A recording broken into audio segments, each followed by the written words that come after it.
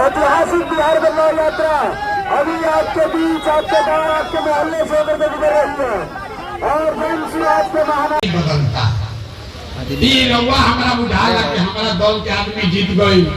अब क्या हमारा गांव वाला जीत गई, हमारा जात वाला जीत गई। अरे भाई जे जीत गई जीत के हेलीकॉप्टर पर चल गए और रउआ हम जहाँ रहे जा वही रह गई।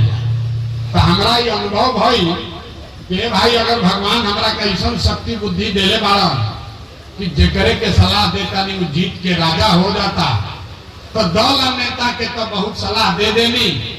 एक बार चल के बिहार के जनता के सलाह देता नहीं ताकि राउरो जिंदगी बदलो और राउर लड़का भी जीत के आओ सर। यही से ये अभियान शुरू कैले हम वोट ना मांगी। अभी कोई कहता कि जम स्वराज के वोट दी, हम वोट ना मांगी। वोट काहे ना मांगीला? अरे भाई वोट मांगे वाला तो हर एक 2 वर्ष में कोई ना कोई आवते बा। जे आवत आई है कहता हमरा के वोट दे दो, हम आई मतलब के हलकार काम कर दे। ये सुन के लोग जीवन भर से वोट दे ले जाता नहीं।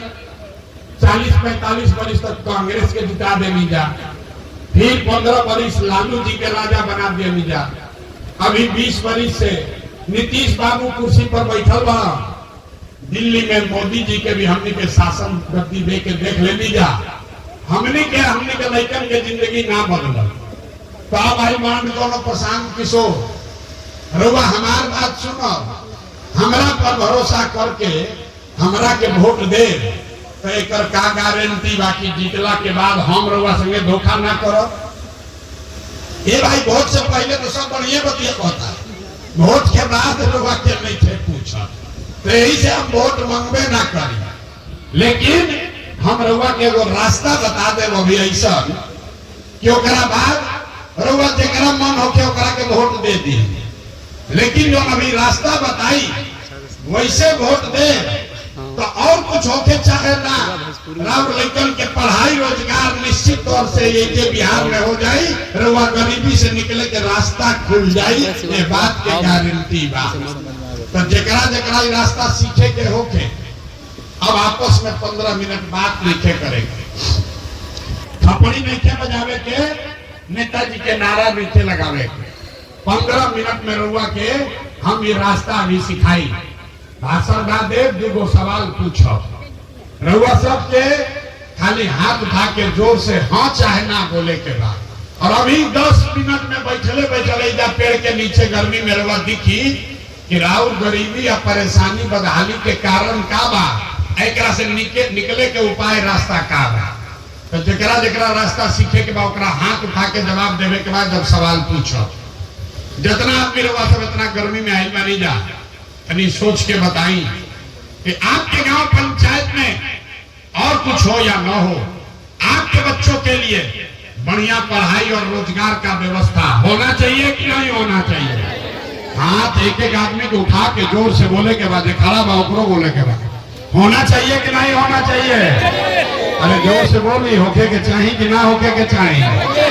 होना चाहिए कि नहीं होना चाहिए? हाथ नीचे करी। देखिए जा आदमी कितना समझदार बा। रउआ चाहे खुद पढ़ल लिखल बानी की अनपढ़, आप अगड़े हैं या पिछड़े, हिंदू हैं या मुसलमान, महिला हैं या पुरुष, बुजुर्ग हैं या युवा, सबने कहा कि न भैया पढ़ाई या रोजगार तो हो कहीं के चाहिए। इतना समझदारी पहले से सबके पास बा।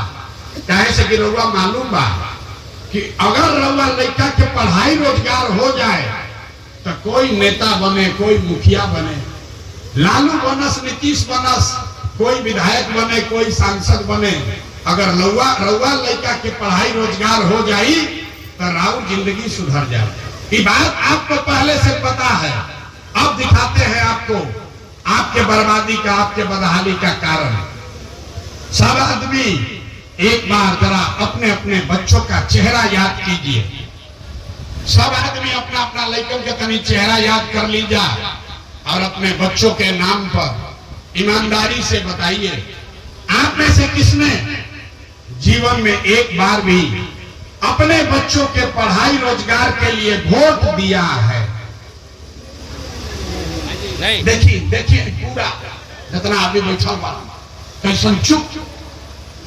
अभी कितना जोर से बोलनी है कि ए भैया पढ़ाई और रोजगार होके के चाहिए। रवा बैठ के मुखिया के करी आवता नहीं, कोई लालू के कहता, कोई नीतीश के, कोई विधायक के, कोई सांसद के।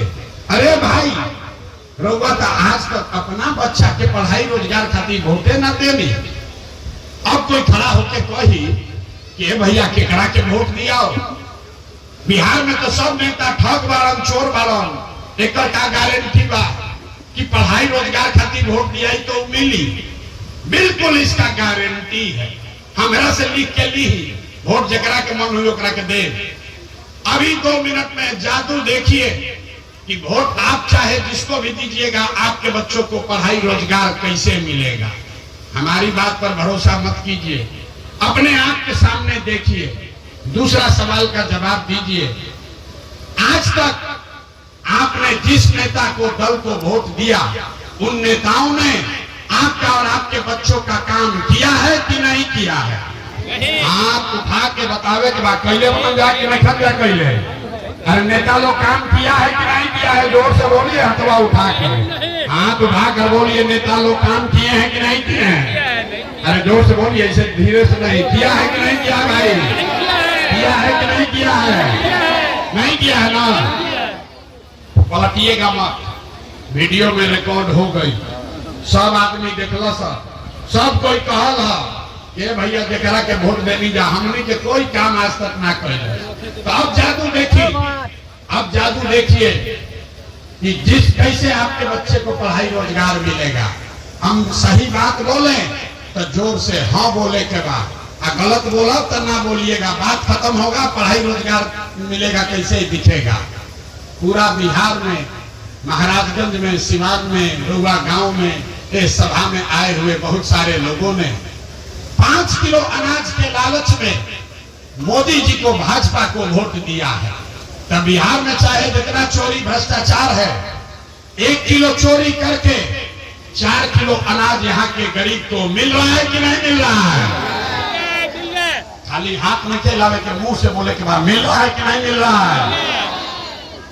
आपने, हमने वोट दिया, हिंदू मुसलमान बन के भाजपा के लोग आकर कहा कि सब हिंदू एक हो जाओ। अयोध्या में राम जी के मंदिर बनावे के बाद तरौआ गांव में नाली गली ना बनल, स्कूल अस्पताल ना भई, ऐजा फैक्ट्री ना लागल, लेकिन रउआ वोट से अयोध्या में राम जी के मंदिर बनल बा कि नहीं बनल? अरे बोलिए, राम जी का मंदिर बना है कि नहीं बना है? हटो यार, वहां हटो, सामने से हटो। आपने, हमने, कई लोगों ने वोट दिया नीतीश कुमार को। लोगों ने कहा कि भैया हमने के बिजली चाहिए, सड़क चाहिए। लालू जी के राज में बिजली पानी सड़क नहीं था, तो नीतीश के राज में, इसी बिहार में, इसी भ्रष्टाचार वाले बिहार में बिजली का बिल 2000 आए चाहे 4000, घरे घरे बिजली आया है कि नहीं आया है? अरे बिजली आया है कि नहीं आया है? आपने, हमने वोट दिया जाति के नाम पर, अपना जात के नेता के। बिहार में आदमी कहेला ये भैया हम जी ही चाहे मरी, कुछ हो के अपना जाते वाला के वोट दिया।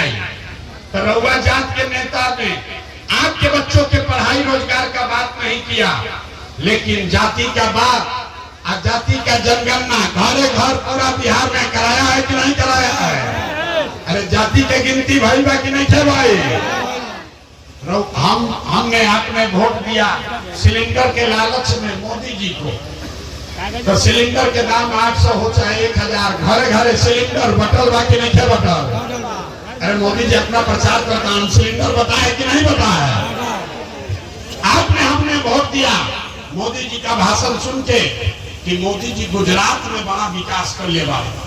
तो भैया मोदी गुजरात में तो विकास करता, पूरा देश के पैसा ले जाके गुजरात के गांव गांव में फैक्ट्री लगावत आ पूरा बिहार से, महाराजगंज सिवान से राउर हमार लड़का घर के सवांग गुजरात में जाकर नौकरी मजदूरी कर रहे हैं कि नहीं कर रहे हैं?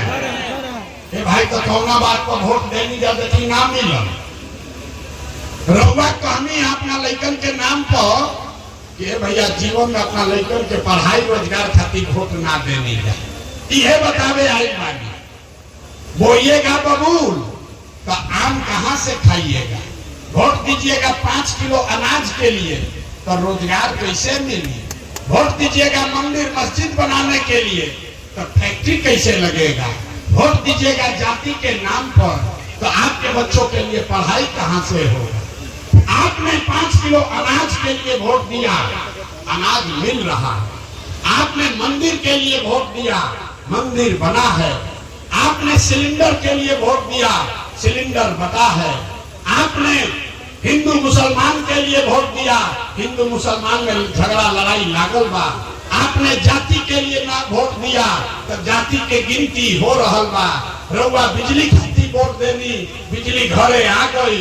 रउआ गुजरात के विकास खातिर वोट देनी, गुजरात में फैक्ट्री लग गया। आपके बच्चे गुजरात में जाकर नौकर मजदूर बन गए। आपने अपने बच्चों के पढ़ाई रोजगार के लिए वोट नहीं दिया, इसलिए आपके बच्चे अनपढ़ और मजदूर बन गए। यही बताने आए, यह बतावे आई बानी कि रउआ कोई के आज तक वोट देनी लेकिन अपना लड़कन खातिर वोट ना देनी। रउआ बताई कि अगर आप अपने बच्चे का चिंता नहीं कीजिएगा तो दुनिया में राव लड़का के चिंता के करी, काहे करी? अगर आपको अपने बच्चे का चिंता नहीं है तो प्रशांत किशोर, लालू, नीतीश आपके बच्चे का चिंता क्यों करेगा? अब अभी आपको दिखाते हैं आपके बर्बादी का असली कारण, जरा हाथ उठाकर बताइए। और कुछ हो या न हो, आपको अपने बच्चों की चिंता है कि नहीं है? जरा हाथ उठाकर बताइए, झूठ नहीं बोलेंगे, हाथ उठाकर बोलना है। अपने बच्चों की चिंता है कि नहीं है? है? पूरा गांव झूठ बोल रहा है, सब का सब झूठ बोल रहे हैं। आपने कहा हंसिए मत, आपने कहा कि आपको आपके बच्चे का चिंता है। हम 2 वर्ष पैदल चल ली, 5000 गांव में गई बनी, आज आपके गांव में आए हैं।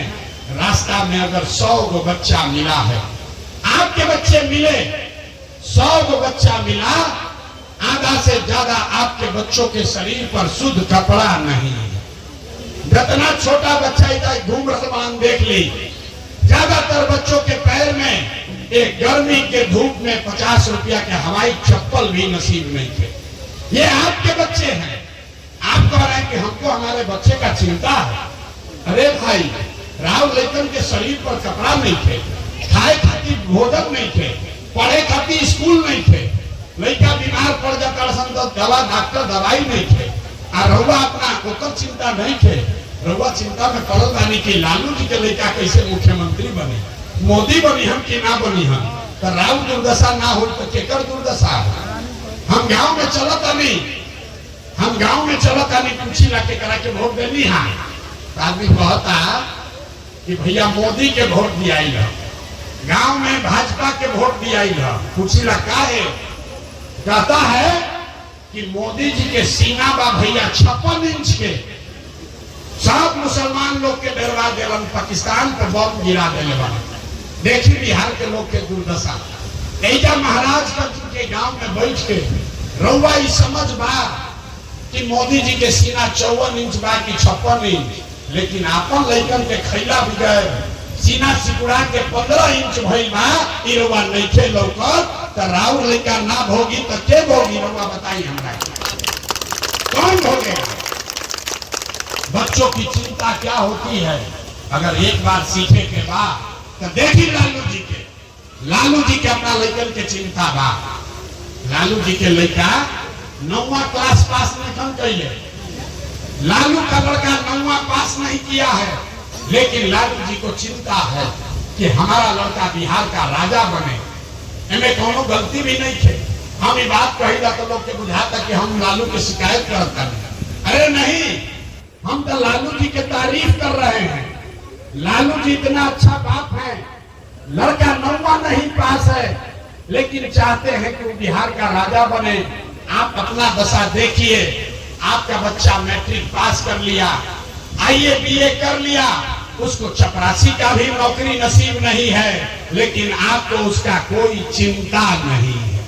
अभी 5 महीना के बाद चुनाव होई, घरे घर चर्चा होता, लालू बनी हम कि नीतीश बनी हम, मोदी बनी हम कि तेजस्वी बनी हम, कोई नहीं थे कहत कि हमार लड़कन के का हो, यह बतावे आई बात। आदमी सुनला के बाद कहेला कि भैया बात करूँगा बहुत बढ़िया कहता नहीं, लेकिन हमनी के वोट के करा के दिहल जाओ। बिहार में तो विकल्पे नहीं थे, बिहार में तो भैया दुए गो दल बा, एगो मोदी जी के भाजपा, एगो लालू जी के ललटेन। नीतीश कुमार के तो पते नहीं थे कि कितना देर ललटेन पलट कि हम कब जाके कमल के फूल पर बैठ गए। ए भैया के करा के वोट दिया, एगो विकल्प बनाई। लोग कहता कि प्रशांत किशोर आई बना बहुत पढ़ा लिखा आदमी है, 3 वर्ष पैदल चला है, भैया रुआ दल बनाई, रुआ पीछे चल जाए। तो हम 5000 गांव में पैदल गए, 1 करोड़ लोगों को जैसे रुआ के इधर जुटाया बा, ऐसे 1 करोड़ लोगों को इकट्ठा किया और जो दल बनाया, विकल्प बनाया, उसका नाम है जन सुराज। एक नाम क्या बा? के बा कथा सुनने की आई, एक नाम क्या बा? जोर से बोलिए, नाम क्या है? नाम क्या है? जन सुराज का मतलब क्या है? सुराज मतलब सुंदर राज, केकर सुंदर राज। रउआ तो लालू के राज देख लेनी, नीतीश के राज देख लेनी, मोदी के राज देख लेनी, कांग्रेस के राज देख लेनी, अब प्रशांत किशोर के राज देखो तो ठीक ठाक आए। ऐसे अब नेता के राज ना चाहिए, जनता के राज होके के चाहिए। बिहार में जन सुराज होके के चाहिए, होके के चाहिए कि ना होके के चाहिए? यहाँ उठा के बताएं, जनता के राज होके के चाहिए कि ना होके के चाहिए? होना चाहिए कि नहीं होना चाहिए? तो जनता का राज कैसे होगा, इसका भी मंत्र आपको सिखाएंगे। बस अब बहुत गर्मी लग गई, 10 मिनट और। अब मंत्र सीख कर जाइए कि कैसे आपका राज बनेगा, आपका गरीबी खत्म कैसे होगा। पहला मंत्र, इस बार संकल्प लीजिए, जिन नेताओं ने आपको लूटा है, जिन नेताओं ने बिहार को लूटा है, आपके बच्चों को अनपढ़ मजदूर बनाया है, चाहे आपके जाति का है या धर्म का, आपके गांव का है या दल का, उस नेता को हम लोगों को वोट नहीं देना है। तो हाथ उठाकर संकल्प लीजिए और बताइए कि जिन नेताओं ने बिहार को लूटा है उसको वोट दीजिएगा कि नहीं दीजिएगा? जोर से बोले के बाद झूठ नहीं बोले, हाथ उठाकर बोलना है। कितना मैंने कम उठाओ, सब झूठ बोले, हम बोला तब देखिए। हाथ उठाकर बोलिए, जिन नेताओं ने बिहार को लूटा है उसको वोट देना है कि नहीं देना है? जोर से बोलिए, देना है कि नहीं देना है? देना है कि नहीं देना है? आपके जाति का है तो दीजिएगा कि नहीं दीजिएगा? आपके जात का है तो दीजिएगा कि नहीं दीजिएगा? हिंदू मुसलमान करेगा तो दीजिएगा कि नहीं दीजिएगा? 2000 रुपया दी हम तो देव कि ना दे? जोर से बोली, 2000 रुपया दी हम तो देव कि ना दे? अरे भाई पूरा सीख लीजिए, 2000 रुपया देगा, 1000 रुपया देगा तो पैसा लेना है, पैसा लेना है, पहले सीख लीजिए, फिर नहीं तो ठगा जाइएगा। पैसा क्यों लेना है समझिए। आप बताइए, 5 वर्ष में राशन कार्ड बनाने में आपसे घूस लिया है कि नहीं लिया? अरे मुंह से बोलिए, घूस लिया है कि नहीं लिया? जाति प्रमाण पत्र बनावे में घूस लागल बा कि नहीं लागल? नली गली बनावे खातिर पैसा मांगत हम कि नहीं मांगा? घरे घर शराब बिकता कि नहीं बिका? महिला लोग बोले, पुरुष नहीं बोले, खाली महिला लोग बोलेगा। शराब बिक रहा है कि नहीं बिक रहा है? शराब बिक रहा है कि नहीं बिक रहा है? जमीन के दाखिल खारिज में पैसा लागल बा कि नहीं लागल? जमीन के रसीद काटे में पैसा लागत कि नहीं लागत? लागत है ना? तो हमनिए के पैसा 5 बरिस लूटले वाला सब, अब वोटवा के समय आके 1000 रुपया देगा तो पैसा ले लेना है, पैसा आप ही का है, वापस लेना है। लेने के बाद अब असली मंत्र याद रखना है। इस बार जब वोट देने जाइए तो किसी नेता को नहीं, किसी दल को नहीं, जाति को नहीं, नाली गली के लिए नहीं, 5 किलो अनाज के लिए नहीं, हिंदू मुसलमान के लिए नहीं, मंदिर मस्जिद के लिए नहीं, लालू नीतीश मोदी के लिए नहीं। एक बार वोट एक संकल्प लीजिए, इस बार वोट अपने अपने बच्चों के लिए देना है, अपने बच्चों के पढ़ाई या रोजगार के लिए देना है। हाथ उठाकर संकल्प लीजिए, अपने बच्चों के लिए वोट देना है कि नहीं देना है? जोर से बोलिए, अपना बच्चा बोली, अपने बच्चों के लिए वोट देना है कि नहीं देना है? देना है कि नहीं देना है? अपना लड़कन खाती की नेता का लड़कन खाती, अपना लड़कन खाती की लालू का लड़का खाती? जोर से बोलिए, अपने लड़कों के लिए कि लालू के लड़के के लिए? अपने बच्चों के लिए ना। आदमी कहता है भैया एकरा से का हो, हम समझावता नहीं, देखी कैसे रहा दिखी कि का हो। आपने मोदी का चेहरा देखकर वोट दिया तो चाय बेचने वाले मोदी देश के राजा हो गए। आपने लालू का चेहरा देखकर वोट दिया तो भैंस चराने वाले लालू यादव 20-30 वर्ष से बिहार के राजा हैं।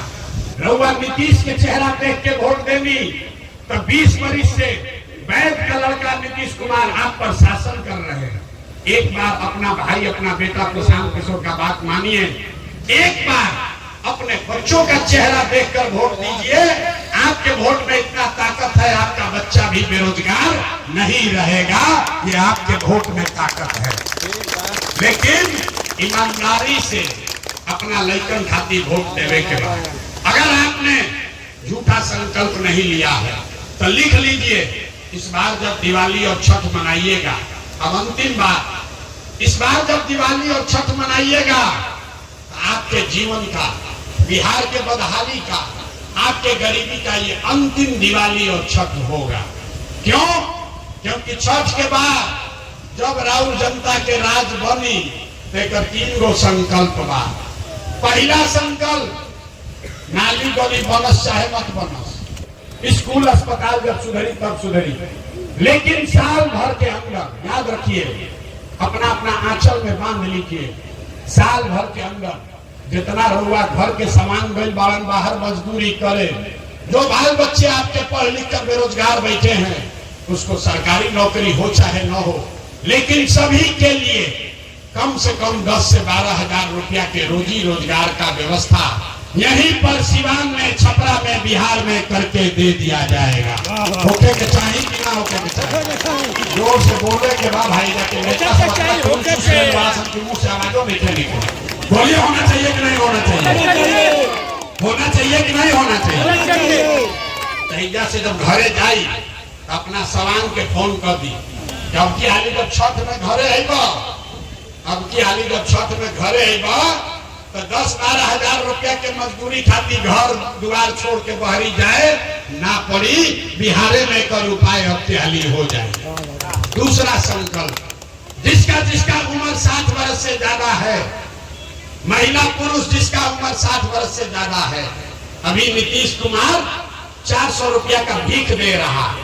तो ये तय हुआ कि जब राउत सरकार बनी, जन स्वराज के राज आई तो दिसंबर 2025 से छठ के 1 महीना के बाद जितना आदमी के उम्र 60 वर्ष बा, महिला पुरुष दोनों के, ओकरा कम से कम 2000 रुपया महीना के पेंशन जरूर कर दिया जाए, ताकि ओकरा हाथ ना फैलावे पड़ो। होके के चाहिए कि ना होके के चाहिए? होना चाहिए कि नहीं? दोस्त बोलिए। घर के युवा के, सामान के 10-12 हजार के रोजगार मिल जाए, बूढ़ आदमी के 2000 पेंशन मिले लगी, ऐसे जीवन ना सुधरी। जीवन तब सुधरी जब गरीब का बच्चा पढ़े के आगे बढ़ेगा।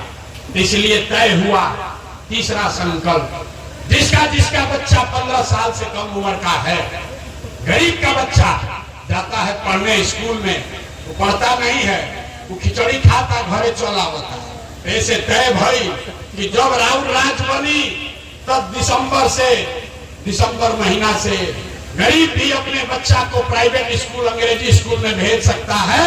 अब फीस, प्राइवेट स्कूल के फीस सरकार के ओर से दिहल जाए, ताकि गरीब से गरीब का आदमी भी अंग्रेजी स्कूल में पढ़ सके। आप बताइए, गरीब का बच्चा भी अंग्रेजी स्कूल में पढ़ना चाहिए कि नहीं पढ़ना चाहिए? अथवा उठाकर बोलिए, जोर से बोलिए, होना चाहिए कि नहीं होना चाहिए? होना चाहिए कि नहीं होना चाहिए? तो सब बात सुन लेनी। अब बताई कि 5 किलो अनाज चाहिए कि अपना सामान खातिर रोजगार चाहिए? उठावे के बाद 5 किलो अनाज चाहिए कि रोजगार चाहिए? 5 किलो अनाज चाहिए कि रोजगार चाहिए? अपना लड़कन खातिर बढ़िया पढ़ाई चाहिए कि अपना जात के नेता चाहिए? जात चाहिए कि पढ़ाई चाहिए? अरे पढ़ाई चाहिए कि जात चाहिए? लालू नीतीश मोदी का राज चाहिए कि जनता का राज चाहिए? ना जरा लालू चाहिए लालू बोलो, मोदी चाहिए मोदी बोलो भाई, झूठ मत बोलिए, पकड़ा जाइएगा फिर। सोच कर बोलिए, लालू नीतीश मोदी का राज की जनता का राज? बिहार का आदमी ना सुधरिए, बहुत आदमी हथवा नीचे किए, हम काहे बोली? हम तो मुर्गा भात खाइए के वोट दे, ना सुधरो, अभी ना सुधरिए नहीं था क्या आदमी, अभी कुछ आए बाकी बा। फिर से पूछ रहा अंतिम बार, लालू नीतीश मोदी का राज की जनता का राज? जनता का राज अगर चाहिए तो एक के संकल्प है, अगली बार वोट नेता को नहीं, नेता को नहीं, किसी जात को नहीं, हिंदू मुसलमान को नहीं, अगली बार वोट नाली गली के लिए नहीं, मंदिर मस्जिद के लिए नहीं, 5 किलो अनाज के लिए नहीं, अगली बार वोट अपने अपने बच्चों के पढ़ाई और रोजगार के लिए देना है। होना चाहिए कि नहीं होना चाहिए? चाहिए ना? अपना दिल सुनला के बाद आदमी कहता है भैया